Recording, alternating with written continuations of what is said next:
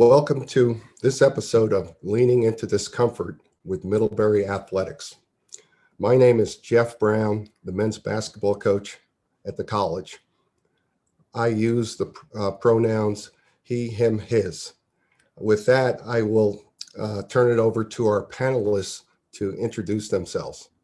Hey, my name's Adisa Majors. I graduated class of 2018. I was on the men's basketball team, and my pronouns are he, him, his. Hi, I'm Bob Ritter. I use the pronouns he, him, his. I'm the head football coach here at Middlebury College. I'm also a 1982 Middlebury grad. Hey guys, Mike Carr, class of 2020. Played football at Middlebury, and now an assistant coach for the football team as well. He, him, his pronouns. Hey y'all, I'm Pete Huggins. I am still a Middlebury student. I graduate in the spring. I play football here, and I use he, him, his pronouns. Today's conversation is centered on the anthem and the flag. Prior to many athletic contests, the national anthem is played. With our group here, I'm wondering if anyone has a particular routine or things that they focused on individually during the playing of the national anthem. For me personally, my pre-game kind of routine or ritual when the national anthem was played was just praying about, the game ahead and just being thankful for the moment and the time that I had to, play and take that opportunity. I really do take that time to reflect on all of the sacrifices that were made for me to be able to play a game in the middle of a beautiful, beautiful, beautiful area of the country and just enjoy my security and my family and my friends and my Middlebury community in a way that I don't think is isn't as prevalent as other people would think it is around the world. I think we're really lucky, and I take time to reflect on that before we play. As a player, I was much like Mike and just kind of used it as those few moments before the game to kind of take a deep breath and relax and get myself mentally ready to prepare. And as a coach, one thing I've started, particularly at home games, is we have our VFW hold the flags, and I've always made a point to go up to them after the anthem and thank them. Yeah, similarly for me, it was a time to kind of gather my thoughts.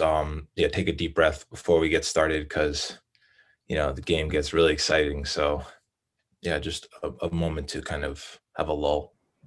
For me, at Middlebury home games, I often use that time to, our team would stand on the foul line extended across from our bench, and the flag was located on the other wall at the far end. And by looking straight ahead, I would glance to my right to see my support system, my wife and 3 daughters up in the stands. A lot of times I noticed an assistant coach of mine with his hand over his heart, singing the national anthem and showing, a lot of patriotism during that time. If I looked a little bit further to my left, I would see Butch, a community member that our football and basketball freshmen have a shared experience of sitting with him during the games.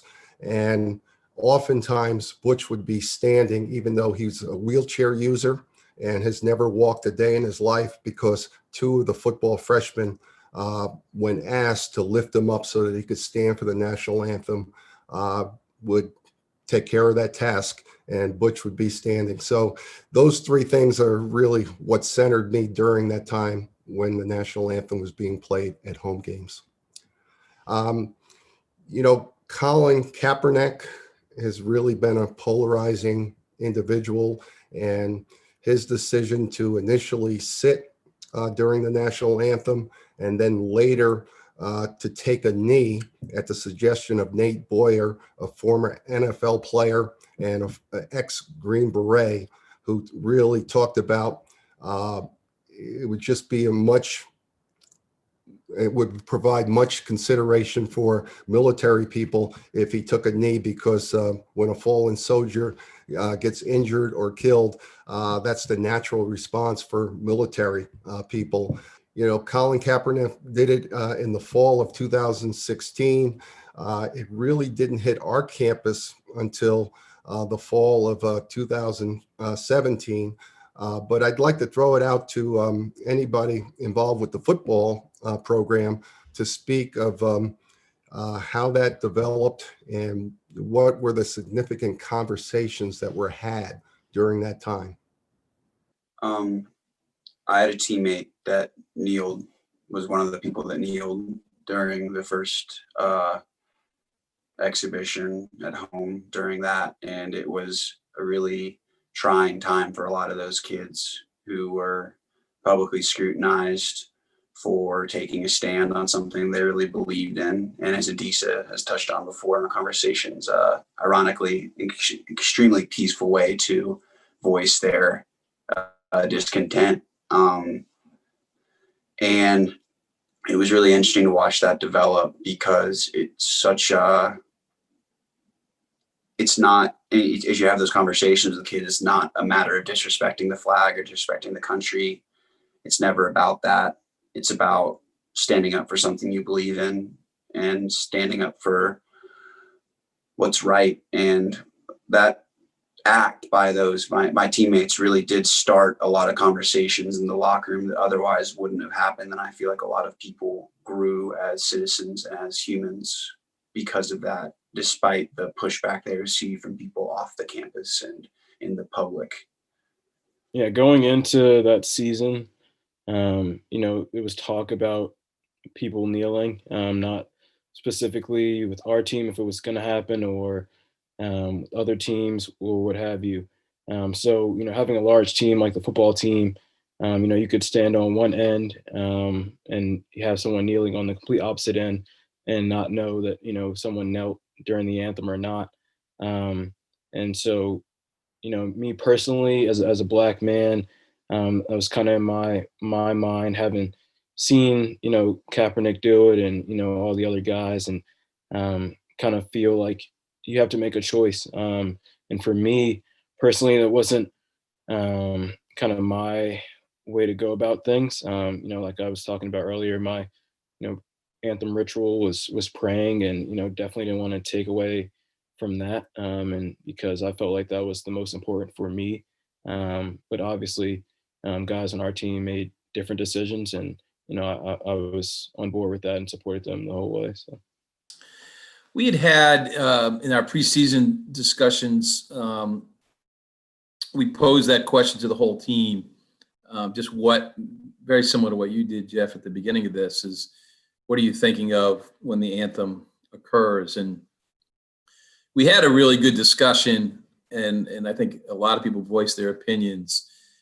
But I think one of the things I learned in the process was just that one-off discussion probably wasn't enough. We probably needed more follow-up and kind of a deeper dive.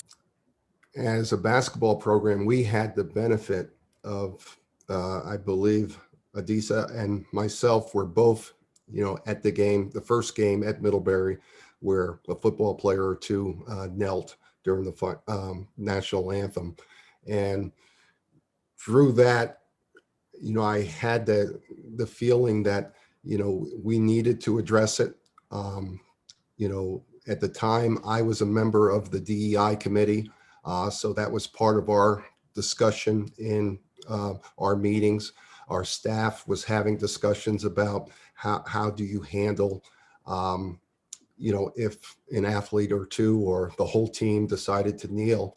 And the thing that we came away, as coaches and administrators, is that we have to be there, to support the students. Being college age is a time to make decisions for yourself, and, to really kind of support things. And with that, we had a conversation with our team about it in terms of supporting if one or all of team members wanted to take a knee, or if nobody wanted to take a knee. And as a coach, and Coach Ritter, you might agree with me, is there's a fear of division within a team and not knowing how things would transpire. I was kind of hoping that nobody would kneel during the anthem, and then there wouldn't be a potential of having some division and being split, as a team. A week after that meeting, Adisa came to me personally, and not to speak for you, Adisa, but I'll let you carry on from here. Well, yeah, and I think I was, a captain of the team at that point, and I also obviously was not interested in dividing the team in any way, but I always thought that, kneeling, and as Pete touched on, it's not really supposed to be divisive. And that was kind of the way that I hope that it was interpreted. I think I definitely made sure to speak to my teammates. I think people have kneeled for very different reasons. I think that for me, and I think for everyone kneeling, it was never an anti-American thing. It wasn't anti the soldiers for sure. It was definitely still respectful in that way. But for me, it was like less about police brutality, almost more about solidarity with those facing police brutality, if that makes sense. Because like in Middlebury, it's a very, liberal state, and, there's not kind of those day-to-day fears in the bubble that we were in. So, my kind of point was that, like, of course, I'm not the one dealing with these issues, like people in more urban environments were obviously more at risk and had more incentive themselves, but I was kind of looking to show solidarity with them. But I also think, like, I felt that doing it was important for me because I kind of wanted to stem, like, if those conversations were to arise, I wanted to be there. I didn't want to be quiet in case anyone in the Middlebury community, a student, a teacher, a townsperson, anybody, an alum, if they were, if they kind of had thoughts on the topic, I thought that silence wouldn't really be the appropriate way to address it, by kneeling. I could show my position on it. We could have conversations if we needed to have those. And yeah, I kind of felt like that was my responsibility at that time to do that. I think the way it happened with us is we had that discussion in preseason and didn't really address it until a couple of our teammates knelt. And I do remember talking to the team, I think it was that Tuesday after our game, and, had said to them, listen, I've never coached the anthem. I was never one of those coaches in all my years coaching in the different sports and dictated, toes on the line, helmet under your arm, hand over your heart. I never had done anything with the anthem, and nor did I really have to think about it that much till now. And what I said is, I'm not going to start now, and that you guys are going to make your own decisions, and keep in mind that everybody who takes a knee is not against the flag or our military. And certainly everybody who's standing doesn't think that we're in the right place where we should be from a racial justice standpoint.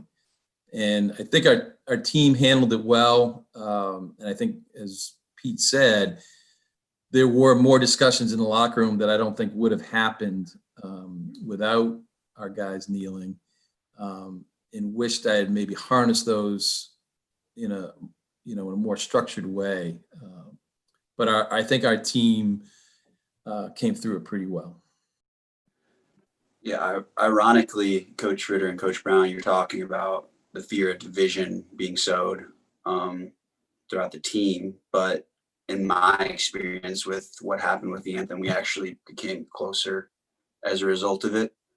Coach Ritter talks about it all the time, and I'm sure you do as well, Coach Brown, just about how sports bring people who are not alike together in the pursuit of a common goal. And it's that lesson of learning to put your differences aside and realizing how much more you have in common than you don't. And I think that this was an instance, that the kneeling on the team was an instance of that. People have different opinions. Like, I will never kneel, but that doesn't mean that I cannot support wholeheartedly kids that do, and support the mission and the movement that they are supporting. And I think that's a lesson that really can be applied to the greater community. I'll be lying if I said when in 2016, when I was a freshman in college, if I didn't understand and I did not appreciate Colin Kaepernick kneeling for the national anthem.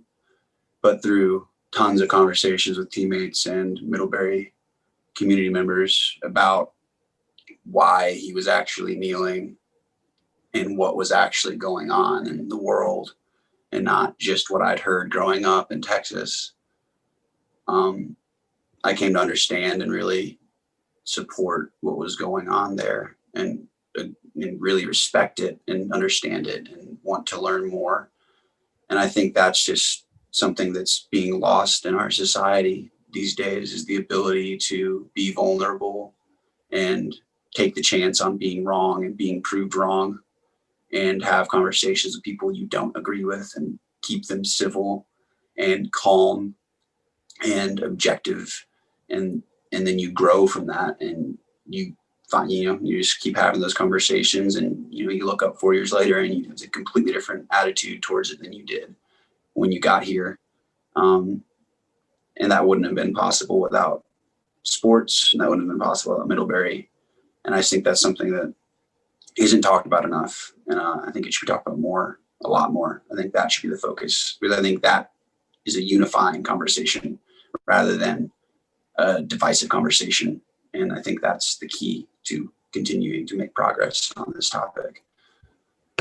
Yeah, and I think Adisa brings up a very interesting and good point about, and to tie it in with Pete, you never know, without speaking, without creating these conversations, why people are kneeling, who are kneeling. You don't know why, the people who are standing, and without those conversations, you're just going to start to assume, and more often than not, you're going to assume the worst, and you're going to assume negatively, and people could be kneeling for the same reason or different reasons, but without having these conversations, and like Pete said, you have to be vulnerable, because those conversations aren't comfortable, and they're not conversations that people love to have and are looking forward to having, but they're probably the most important conversations that you'll have in life, and in terms of your growth as a person. So, And as a team, if we don't want to be divided, we've got to make sure that we can think the best about our teammates. We're not making negative assumptions about their actions. Yeah, and I was going to echo what Pete said. And even for me, there was a big learning curve in this whole thing. And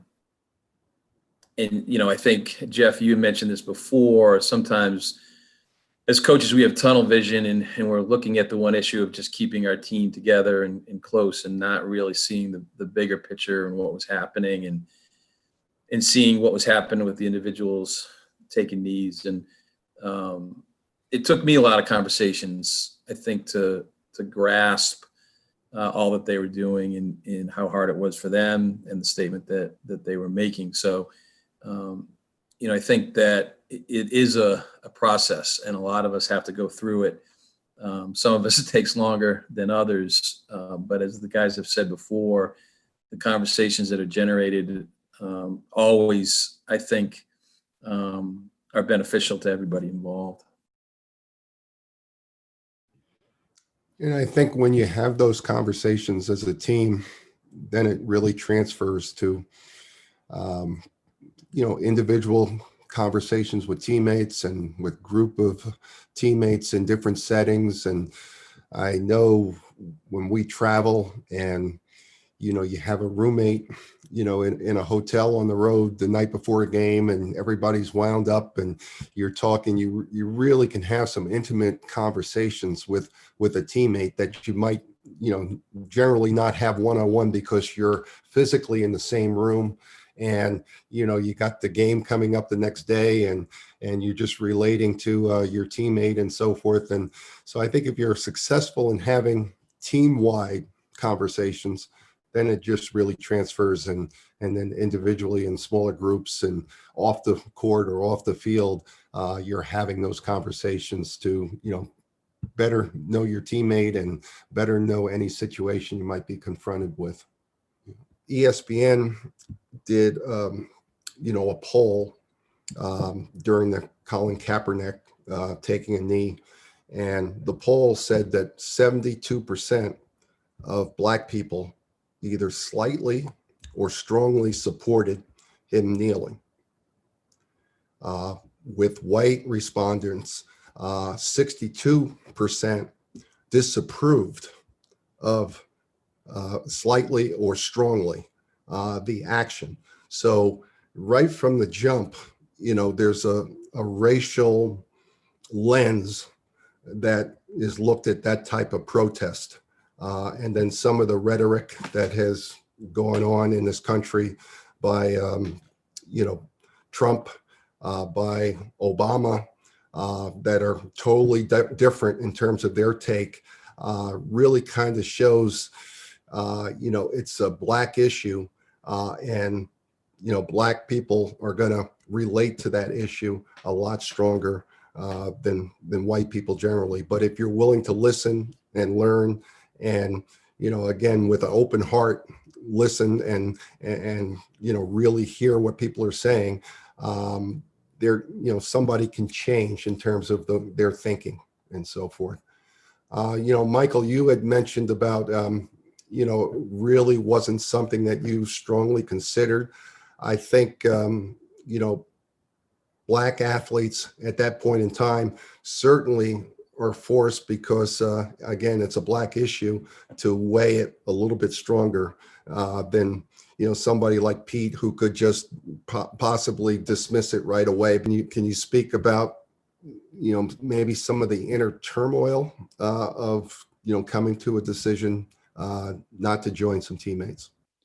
Yeah, I think as a Black athlete, and especially in a predominantly white space like Middlebury, you have to make a choice, and whatever you decide is going to be looked at, more closely than your white counterparts, and you realize that. I've never been, the type of guy who wanted to kind of speak out and kind of stand out from the crowd, and already going to a predominantly white institution, being Black, you're going to stick out. And with kneeling, I definitely felt some inner turmoil, like you said, and just realizing that I had to make a decision. Like there's no neutral in that kind of action. So standing was going to mean something, and kneeling was going to mean something.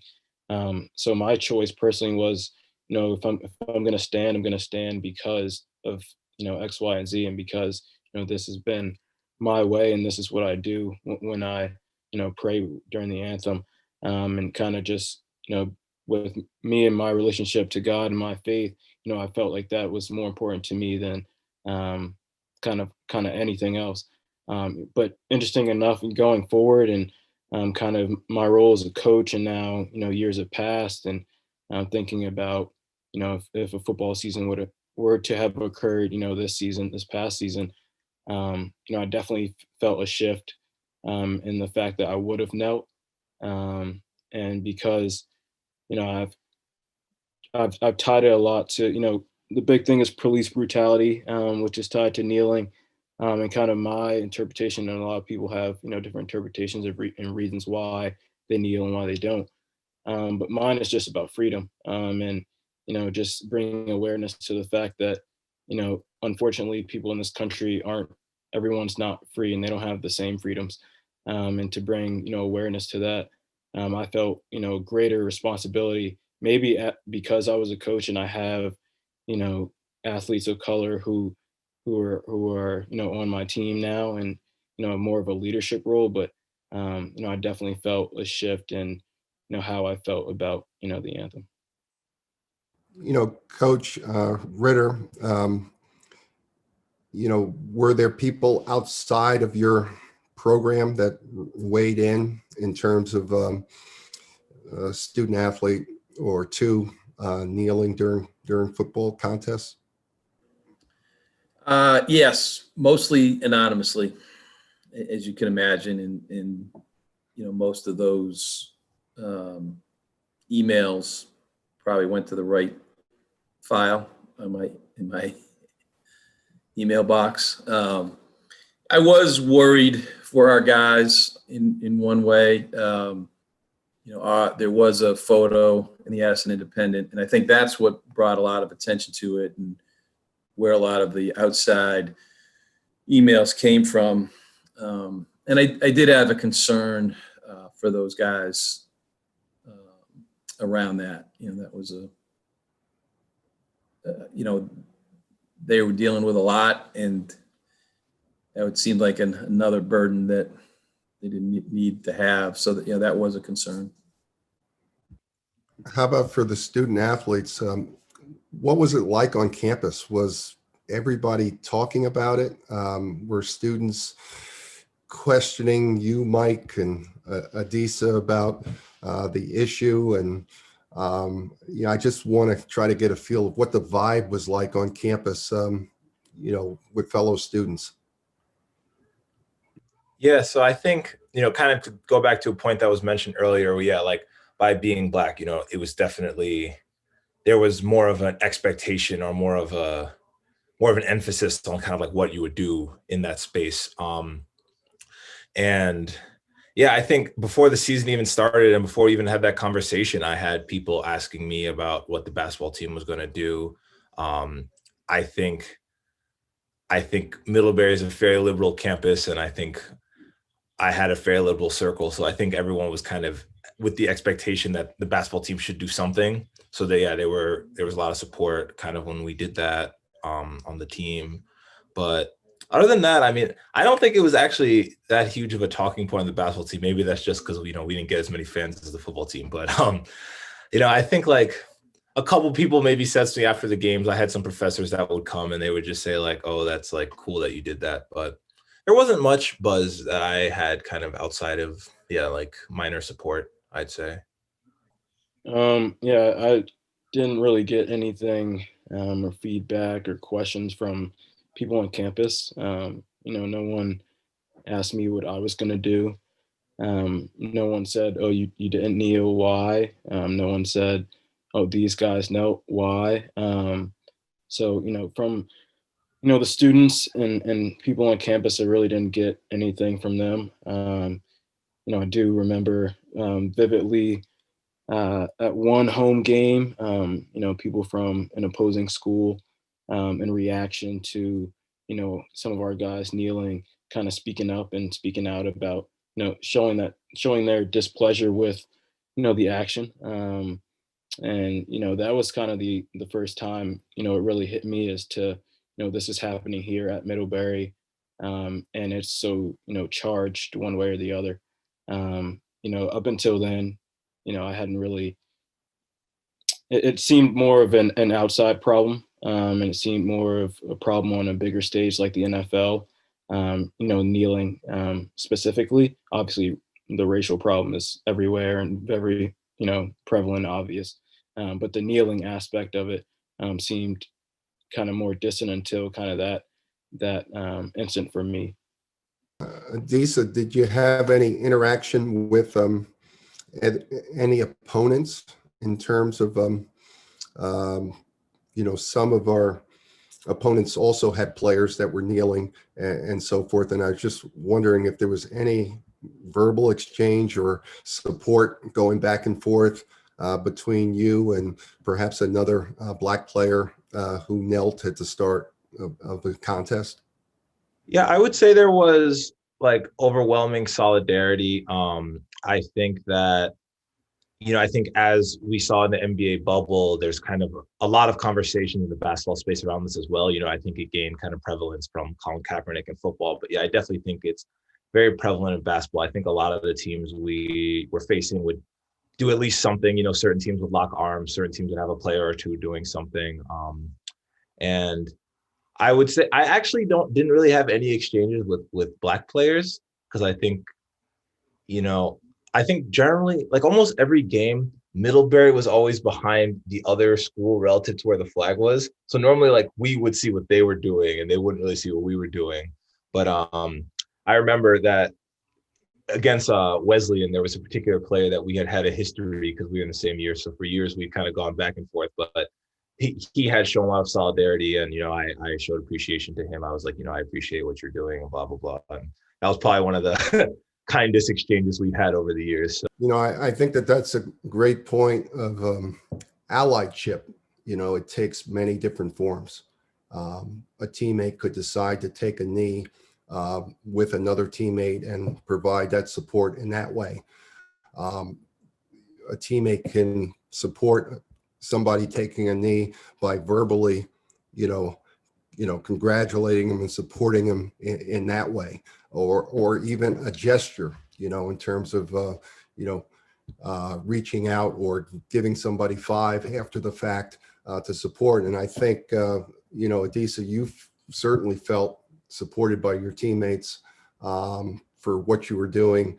And I think it's just really special when you have that allyship and people that really kind of understand what you're going through and, you know, really can act with empathy and understanding. And I think conversation is the piece that really gets everything moving in terms of changing thoughts. Well, Bob, Pete, Mike, and Adisa, thank you so much for sharing your experiences and your thoughts regarding the anthem and the flag. Also, thank you to our listeners for engaging into this conversation. And please look forward to seeing the next episode of Leaning Into Discomfort with Middlebury Athletics.